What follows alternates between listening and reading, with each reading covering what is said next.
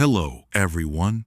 In the quiet depths of the constellation Leo, about 120 light-years from Earth, a telescope caught something that could reshape the way we think about life in the universe.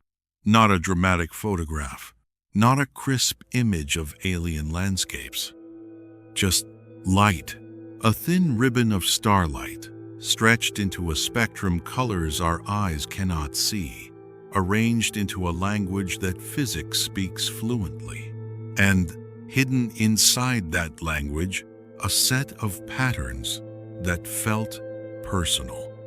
As if the atmosphere of a distant world had leaned in and murmured something softly into the instruments of the James Webb Space Telescope. A planet with temperatures that may allow liquid water. A planet wrapped in a thick, hydrogen-rich sky. A planet whose air may carry chemistry that on Earth often travels hand in hand with living ecosystems. This is not the kind of story that arrives with certainty. It arrives with probability, with cautious excitement, with teams of people who would rather be disappointed than careless. But it arrives anyway, like dawn light under a closed door, gentle, unavoidable, and full of implication. If you enjoy calm journeys that explore the deepest questions about existence, solitude, and our place among the stars, consider subscribing and liking before we continue. Your support helps these quiet cosmic stories find more curious minds. Now, let your body soften. Let your shoulders fall a little. Let the day's tension unclench, one small knot at a time. The journey begins. The morning the data arrived. The data arrived as terabytes of infrared measurements, numbers, timestamps, calibration files, instrument corrections, noise models. The sort of thing that looks like nothing until you know how to listen. In Cambridge, astrophysicist Niku Madhusudan watched the results unfold across his screen. The light had traveled for 120 years to reach Webb's mirror, and then another quiet path, through pipelines, error bars, models, and human judgment. What he was looking at was not a planet in the everyday sense. It was a transit spectrum, a small, stubborn difference in starlight when a planet passes in front of its star. During that passage, a tiny fraction of the star's light skims through the planet's atmospheric rim, the thin ring of air at the world's edge before continuing toward us. Molecules in that rim absorb specific wavelengths. Each molecule leaves its own fingerprint. A planet is invisible at this distance, but its atmosphere can still be read. On the screen, the spectrum had structure, not random noise, not a flat line. It had dips and rises, subtle but coherent. And among those features was one that, if the interpretation held, would be difficult to ignore. A pattern consistent with sulfur-bearing chemistry, potentially even dimethyl sulfide, often called DMS. On Earth, DMS is strongly associated with biology, especially marine ecosystems. It is part of a living sulfur cycle, one of the many ways life leaks into the sky. To see something like that in the atmosphere of a planet beyond our solar system is not the same as seeing life directly. It is not proof in the cinematic sense, but it is the kind of clue that makes scientists check their assumptions, verify their pipelines, and run the same analysis again in 10 different ways, hoping to disprove themselves. Because the dream is enormous, and the cost of being wrong is too. Still, as the team studied the data, the signal refused to disappear. And the name attached to this distant world, the one that suddenly carried so much weight, was simple: K2-18b. 2. Meet K2-18b. Not an Earth twin, but perhaps something new. K2-18b orbits a red dwarf star, smaller and cooler than our Sunday. Red dwarfs are the most common stars in the Milky Way. They do not command attention the way bright, sun-like stars do. They are humble, numerous, and, as it turns out, potentially important. The planet itself is not small. K2-18b is measured at about 8-9 Earth masses, placing it in a category that sits between Earth and Neptune, often labeled a sub-Neptune, or, depending on precise definitions, a super-Earth, mini-Neptune type. For a long time, worlds in this range were treated as poor candidates for habitability. The argument was straightforward. Bigger planets tend to hold thicker atmospheres. Thick atmospheres can mean crushing pressure. Crushing pressure can mean no stable surface in the way we imagine it. But imagination isn't a reliable map of nature. In recent years, scientists have explored the possibility of Hycean worlds' planets with hydrogen-rich atmospheres and global oceans, where the greenhouse effect behaves differently than on Earth. Hydrogen can act as an insulating blanket in certain atmospheric regimes. With the right balance of pressure, composition, clouds, and heat transport, a planet that looks alien on paper could still host liquid water environments. K2-18b became one of the most discussed candidates in this context. Not because scientists wanted it to be special, because the spectra kept pointing in interesting directions. Third, how a telescope reads the chemistry of a world. It feels almost unfair that this works at all. A planet 120 light-years away is impossibly distant.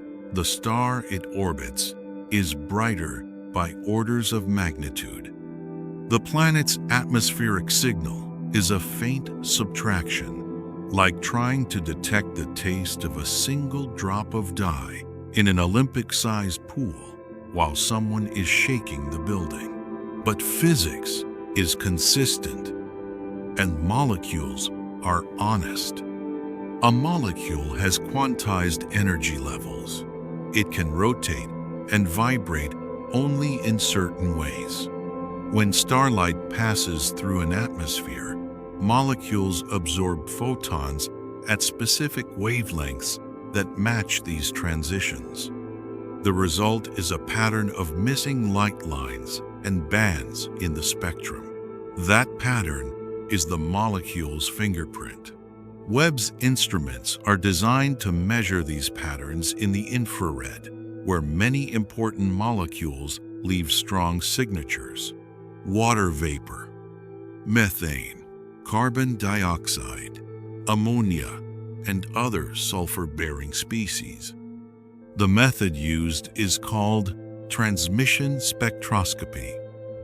During each transit, Webb collects starlight filtered through the atmosphere, compares it to out-of-transit starlight, and measures the difference.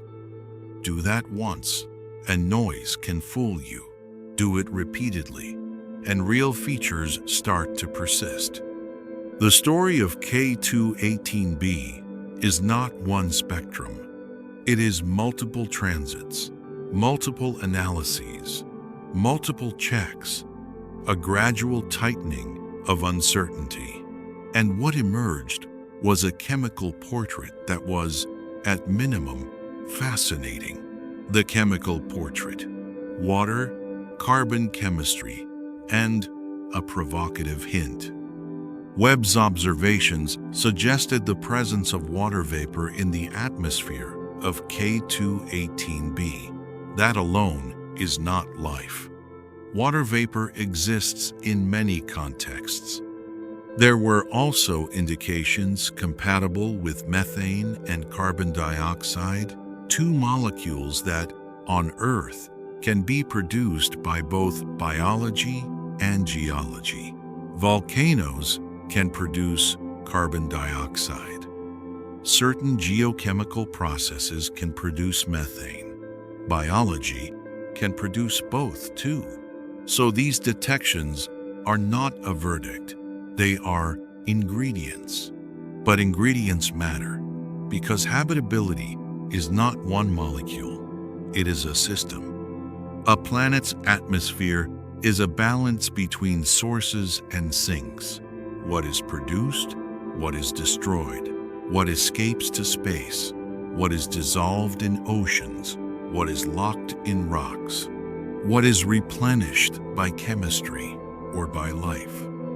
Then comes the more delicate and more controversial part, a signal consistent with DMS or related sulfur chemistry.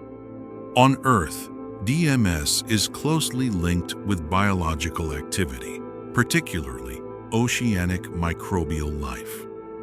It plays a role in cloud formation and climate feedbacks. The details are complex, but the theme is simple. Life can change the sky. If DMS or a similar compound exists in K2-18b's atmosphere at meaningful abundance, then something must be producing it. The central question becomes, is that something biology? Or could alien, non-biological chemistry mimic it?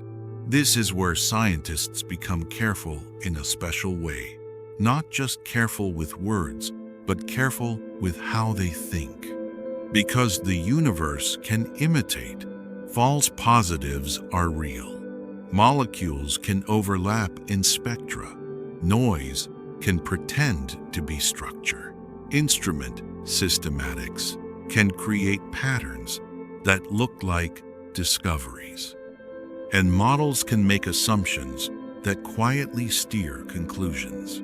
So the excitement is always paired with an internal voice that asks, if I am wrong, how would the data look? That voice is not pessimism. It is the price of trust. 5. Temperature, the quiet number that changes the tone of everything. There is a reason temperature sits near the center of habitability discussions. Life is chemistry that is allowed to run for a long time, and chemistry depends on temperature. Too cold, and reactions slow. Water freezes. Biological processes struggle or stop. Too hot, and water can be driven off. Complex molecules break down. Stability disappears. In exoplanet science, temperature is not always measured directly. It is inferred from models. How much energy the planet receives from its star, how reflective its clouds might be, how its atmosphere traps heat, and how heat moves around the world. Red dwarf planets often orbit close to their stars. That can mean tidal locking. One side always faces the star. The other side stays in permanent night. At first glance, that sounds like doom, one hemisphere scorched, the other frozen. But thick atmospheres can move heat. Oceans can move heat. Clouds can move heat. A planet can be locked and still be stable. For K2-18b, the broader picture suggests conditions that could allow liquid water in some form, perhaps globally, perhaps regionally, perhaps beneath layers of atmosphere and cloud. That doesn't mean beaches and rainforests. It means liquid water environments could exist. And that is enough to make the chemistry story feel less like trivia and more like possibility. 6. The red dwarf advantage. Time, time, time. The planet's star matters as much as the planet itself. Red dwarfs burn slowly. They can persist for extremely long timescales, while the sun will evolve dramatically over billions of years. Many red dwarfs can remain relatively steady for far longer. Time is not just a number. Time is what turns chemistry into ecosystems. On Earth, life began early, but complex life took billions of years to diversify. If a planet has stable conditions for longer than Earth's window, then evolution has more room to explore. That doesn't guarantee complexity, it doesn't guarantee intelligence, but it expands the range of what could happen. And it makes the question feel less urgent and more expansive. Not, could life exist there right now? But could life have had enough time to become something we can barely imagine? 7. Why Webb can hear whispers. It's tempting to treat Webb as a magic eye, but it is something more specific. A carefully engineered listener. Webb orbits near Lagrange Point 2, about 1.5 million kilometers from Earth. There, it can keep the Sun, Earth, and Moon behind its enormous sun shield. This allows it to remain cold, crucial for infrared observations, because warm instruments glow in infrared and drown out faint cosmic signals. Webb's segmented primary mirror is coded to reflect infrared efficiently. Its instruments split light into spectra with exquisite sensitivity. But the true miracle isn't only the hardware, it's the combination of hardware and calibration. The relentless refusal to trust the first answer. Because raw data is messy. Cosmic rays strike detectors. Instrument behavior drifts. Stars have spots and flares. The telescope breathes thermally. The pipeline must remove these effects without removing the signal itself. This is not a single observation. It is an argument assembled from evidence. And the argument, in the case of K218b, became compelling enough to capture the world's attention, not as a final announcement, but as an opening, a first page. What biosignature really means. A biosignature is not a trophy molecule. It is a hypothesis, a sign that, in the right context, could be best explained by life. Context is everything. Oxygen, for example, is strongly associated with life on Earth, but oxygen can also be produced abiotically in some scenarios. Methane can be biological, but also geological. Even combinations can be tricky. That's why researchers often focus on chemical disequilibrium mixtures that should not persist without continuous replenishment, multiple lines of evidence, several molecules consistent with a living system, and planetary context, temperature, pressure, star type, radiation, environment.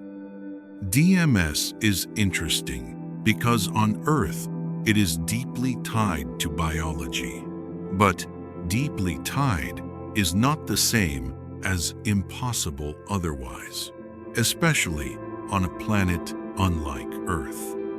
So, the responsible story is not "we found life," The responsible story is, we may be learning how to detect life's fingerprints, and K2-18b might be one of the first worlds where those fingerprints appear in a detectable way.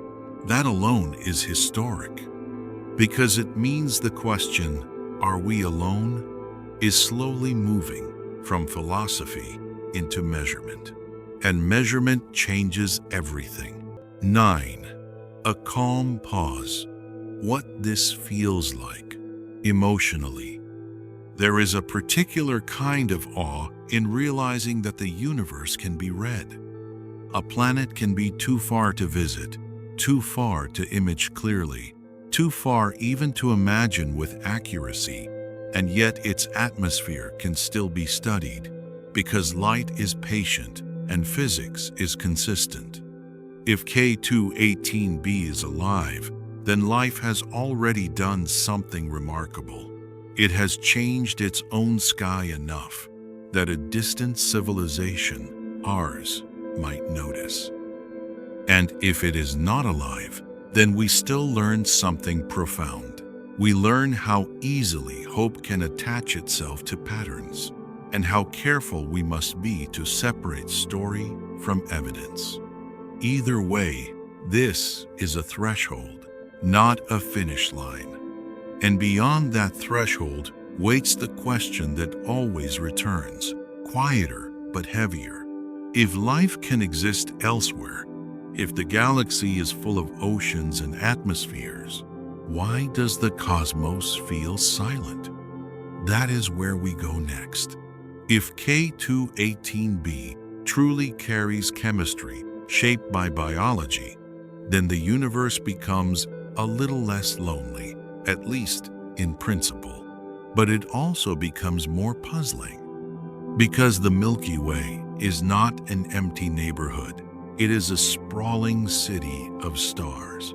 And if red dwarfs host planets like K2-18b in large numbers, as statistics increasingly suggest, then potential habitats could be common.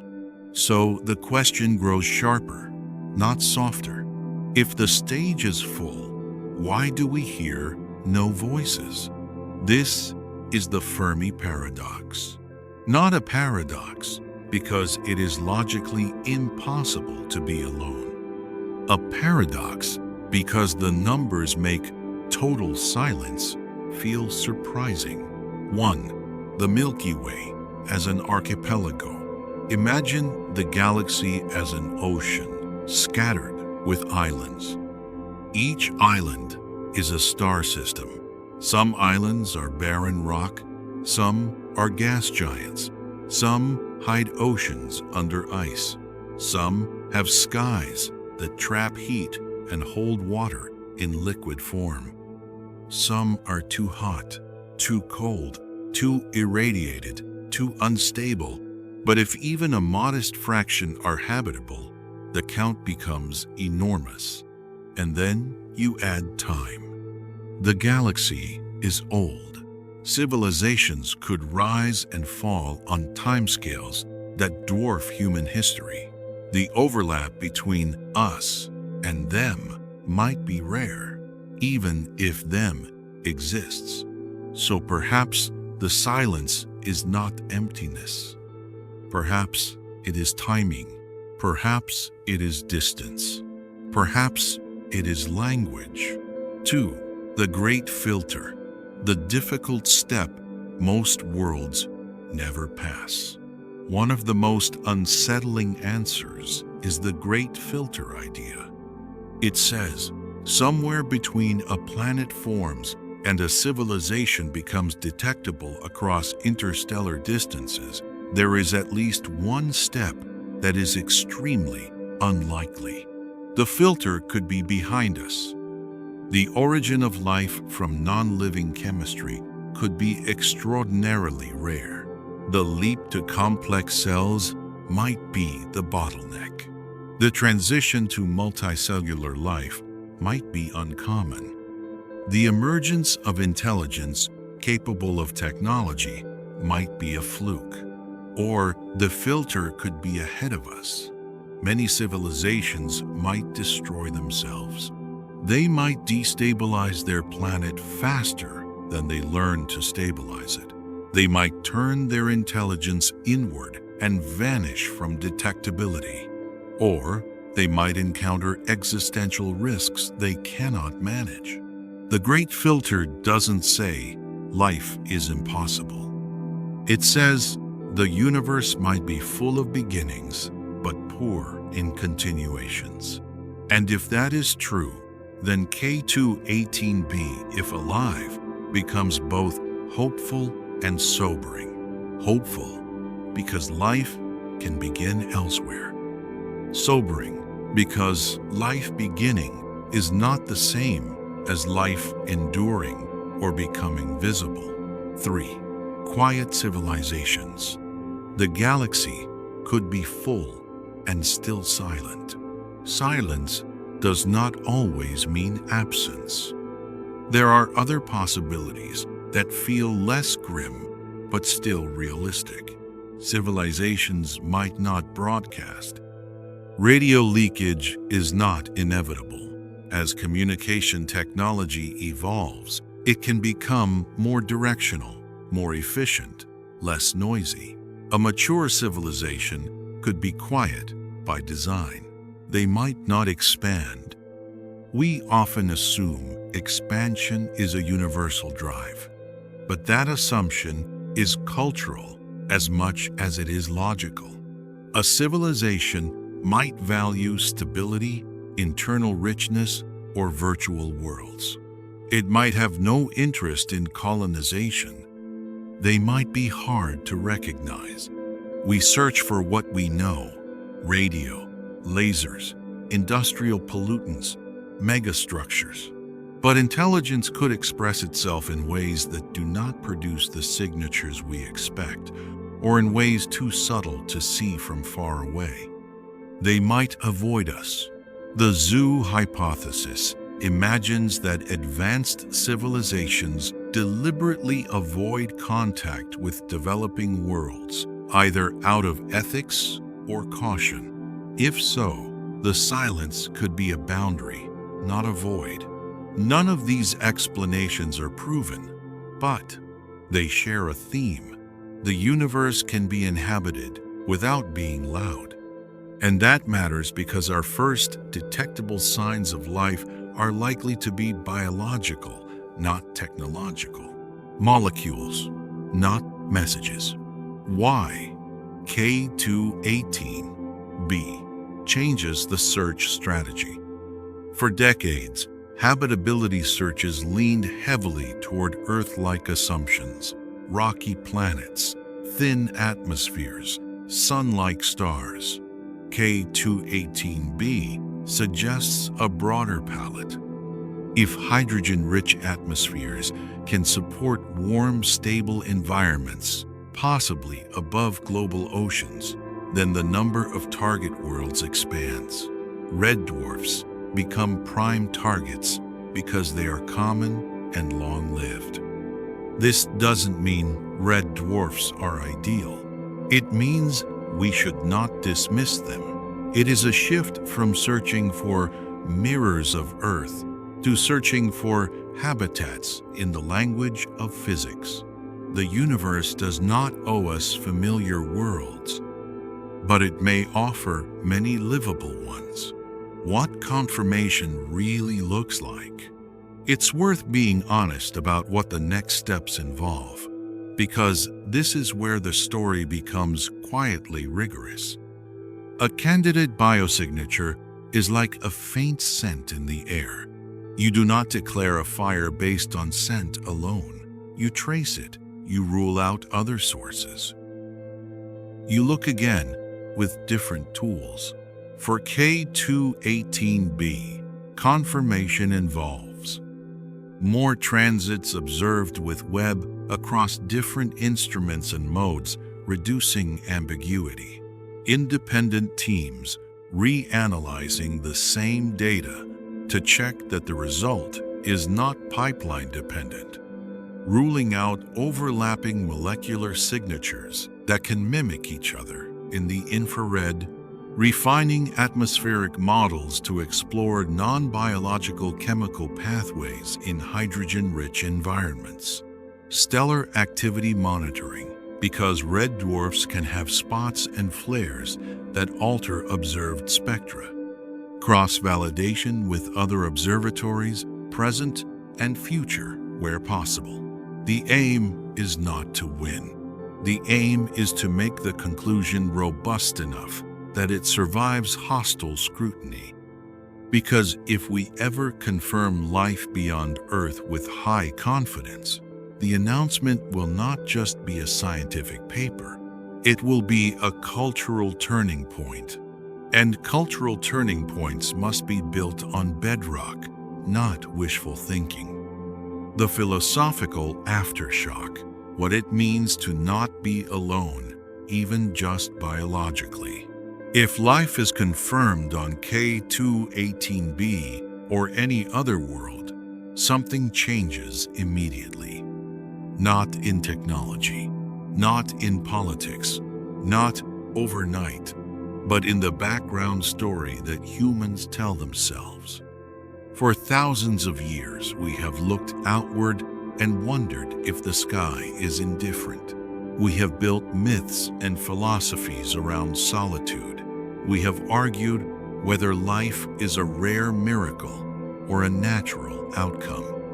A confirmed biosignature would not answer every question, but it would settle one piece.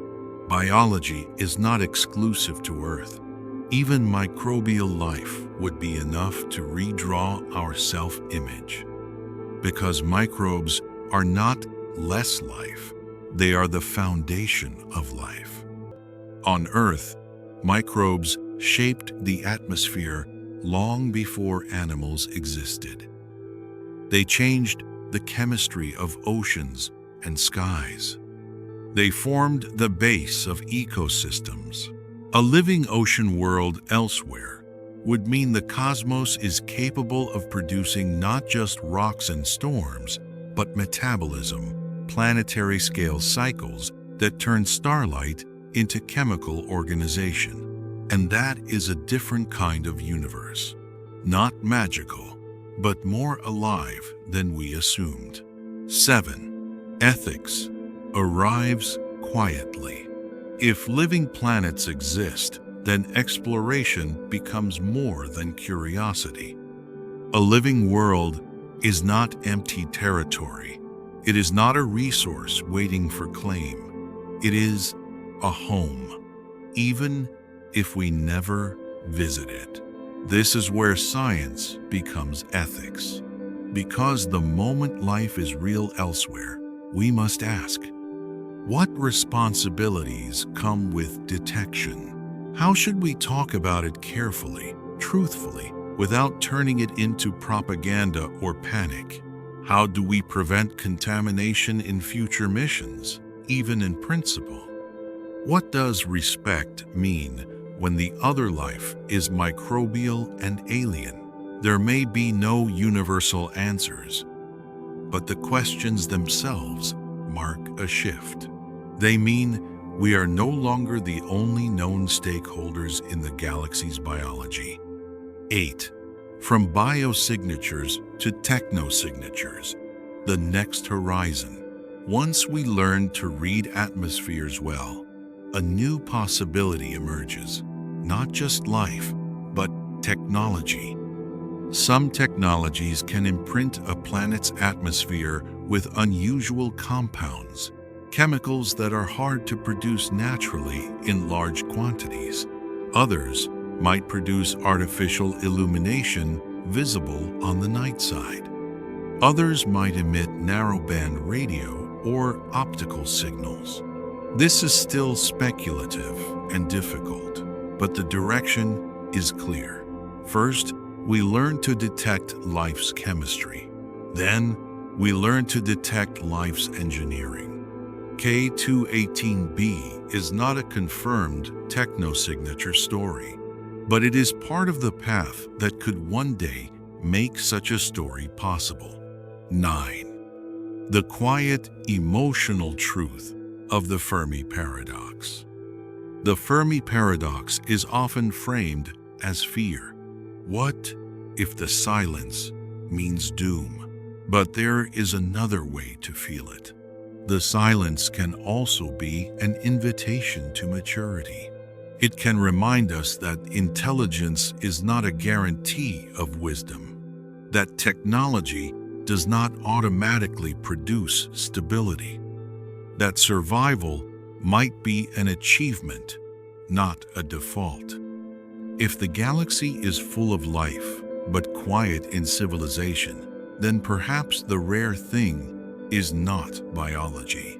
Perhaps the rare thing is continuity, the ability of a civilization to endure long enough to become visible. And if that is the rare thing, then the most important cosmic project we have is not to find others. It is to become the kind of civilization that can last quietly, sustainably, responsibly. A gentle transition back to the personal. Now, for a moment, let the cosmic scale shrink.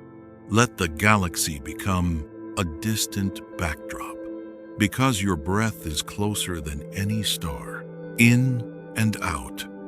The universe can be vast and unresolved without being threatening. Unresolved doesn't mean unsafe. It just means large. And tonight, you do not have to solve large things. You only have to rest. We'll return to the story again through the lens of the molecules themselves.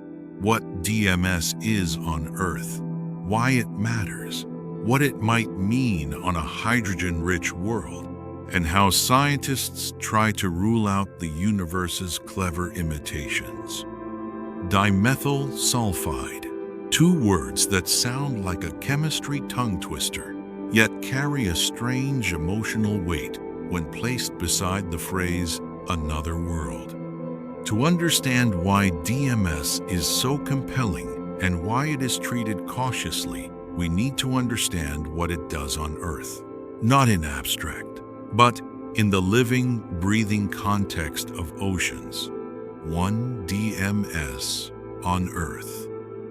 A molecule born from ecosystems. On Earth, much of the DMS story begins in the sea. Microscopic organisms in the upper ocean, especially phytoplankton, produce compounds as part of their internal chemistry. One of those compounds, in many cases, is DMSP, dimethyl sulfonylpropionate, which serves multiple biological roles: stress response, osmoregulation, and more. When plankton cells die, rupture, or are grazed upon, DMSP can be broken down by bacteria and other processes into DMS, a gas that can escape from the ocean into the atmosphere. Once in the atmosphere, DMS participates in chemical reactions that can form sulfate aerosols, tiny particles that can influence cloud formation. Clouds affect reflectivity. Reflectivity affects climate. So the chain can be summarized gently like this: tiny life in the ocean, gases in the air, particles in the sky, changes in cloud behavior, subtle climate effects. Life doesn't just live under the sky. It can help shape the sky. And that is what makes atmospheric biosignatures conceptually powerful. They let us infer biology without seeing organisms directly. But there is a second reason DMS matters. On Earth, it is strongly linked to biology, and large-scale abiotic sources are not obvious in our environment. That doesn't make it impossible without life in every conceivable alien chemistry, but it does make it a compelling candidate, especially if supported by additional context. 2. Biosignatures as patterns, not single molecules. One of the most important lessons in exoplanet biosignature science is that single molecules can mislead. A robust case often involves multiple gases that together suggest active replenishment, chemical disequilibrium that is difficult to maintain abiotically, and a planetary environment that supports plausible habitats. Chemical disequilibrium is especially telling. In a purely abiotic atmosphere, chemistry tends toward equilibrium over time. Reactive mixtures settle down. Unstable combinations fade. Life can keep an atmosphere out of equilibrium by continuously producing certain gases and consuming others, like a planetary metabolism. On Earth, oxygen and methane coexisting in large quantities is a classic example of disequilibrium that requires ongoing sources strongly tied to life. On an alien world, the disequilibrium signature might be different. The key idea remains. If the atmosphere looks chemically busy, something is driving it. That something could be geology, photochemistry, or biology. The job is to test each possibility. 3. The tricky part. Alien worlds can surprise us. K2-18b is not Earth. Its atmosphere is likely hydrogen-rich. Its pressure and temperature structure may be unlike anything we experience here. Its ocean, if it exists, may be deep, perhaps enormously deep. This matters because chemistry behaves differently under different regimes. Some reactions that are negligible on Earth could be significant there. Some molecules might form through pathways we rarely consider. So, scientists must do what the human mind does not naturally love doing. They must assume they might be wrong. They build chemical networks and simulate atmospheres across plausible ranges. They test whether photochemistry could produce similar spectral features. They explore whether the star's ultraviolet output could break molecules and create new ones. They examine whether different sulfur-bearing molecules could mimic DMS in Webb's wavelength range. They search for false positives, not because they dislike the exciting story, but because the exciting story is too important to be careless with. 4. The Hycean possibility. Oceans under hydrogen skies. The term Hycean has been used to describe worlds that could have a hydrogen-rich atmosphere and a global ocean beneath it. If K2-18b fits that picture, its atmosphere might act like a thick blanket, helping retain heat. Thick atmospheres can also transport heat effectively, smoothing out the temperature extremes of tidal locking. A global ocean changes everything too. It can dissolve gases. It can buffer climate. It can host chemistry at the interface between water and rock. It can create stable environments where life could persist over long timescales. This doesn't mean the planet is Earth, but bigger. It means it could be a different kind of habitable. And the universe may not prefer one style of habitability. It may allow many. Why more habitable than Earth is a tempting phrase and a dangerous one. You'll often hear people say a planet might be more habitable than Earth. It's an alluring phrase because it suggests comfort, abundance, stability. But habitable is not a single axis. It depends on what kind of life you mean. A planet could be excellent for microbial ocean life and terrible for land life. It could be stable but chemically limited, It could have vast oceans but lacks certain nutrients. It could have high pressure that favors some biochemistries and disfavors others. Earth's habitability is not just temperature, it is geology, magnetic shielding, plate tectonics, nutrient cycling, sunlight, and a long, complicated history.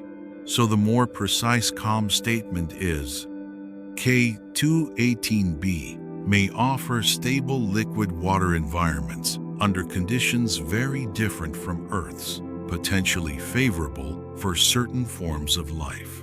It is less poetic, but it is more true, and truth is what makes poetry meaningful. 6. The role of statistics. Why confidence is not a feeling. When scientists talk about confidence levels, they are not describing emotion. They are describing the probability that a signal could arise from noise given a model. But even high statistical confidence does not automatically equal life confirmed, because the dominant uncertainties can be interpretational, not just statistical. You can be statistically confident that a spectral feature exists and still uncertain about which molecule caused it or which process produced that molecule. That is why the road from feature detected to life confirmed is long, and why the story of K218b right now is best told as, we have intriguing atmospheric detections consistent with certain habitability scenarios, including candidate biosignature chemistry, that deserves more observations and careful analysis. That is not less exciting. It is the kind of excitement that lasts. What would it mean if the biosignature case strengthens? If future observations strengthen the DMS interpretation or reveal an even clearer pattern of disequilibrium, then we will have crossed an extraordinary threshold. Not because it answers every question, but because it would answer one foundational one. Life is not unique to Earth. From there, a cascade begins. New missions would prioritize similar planets. Theories of life's origins would be tested against multiple examples, not one. Philosophical and cultural narratives would adapt. Ethical questions would become practical. Even the way we teach children about the universe would change. Life would no longer be a local story. It would be a cosmic category, and yet it would still be quiet. Not fireworks, just a spectrum, a set of missing wavelengths, a whisper in starlight. 8. The calm return to the body. Now, let the cosmos remain out there. Let it be wide. Let it be uncertain. Let it be full of hints and patient questions. You do not need to carry 120 light years on your shoulders. You can set it down. Feel the weight of your body supported by the bed or the chair. Gravity holds you without effort. It is the same simple rule that holds oceans to planets, planets to stars, stars to galaxies. Take a slow breath in and let it out. If your mind returns to the image of K218b, an ocean world under a hydrogen sky, let it drift like a cloud across a night horizon. You do not have to chase it. You do not have to solve it. You can let it pass. Your jaw can soften. Your shoulders can sink. Your hands can rest open. The day can end. The universe will keep turning, whether you watch it or not. And the light traveling toward us from distant worlds will keep arriving, photon by photon, quietly building tomorrow's discoveries. Tonight, your only job is to sleep. Sweet dreams.